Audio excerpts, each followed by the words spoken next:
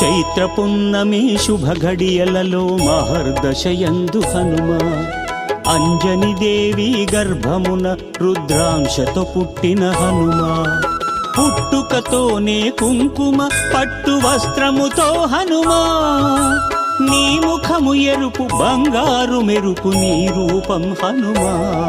మాకెంతో దూరం సూర్యమండలం ఎగసితివి హనుమా ఉదయ భానుని మధుర ఫలమని తలచితివి హనుమా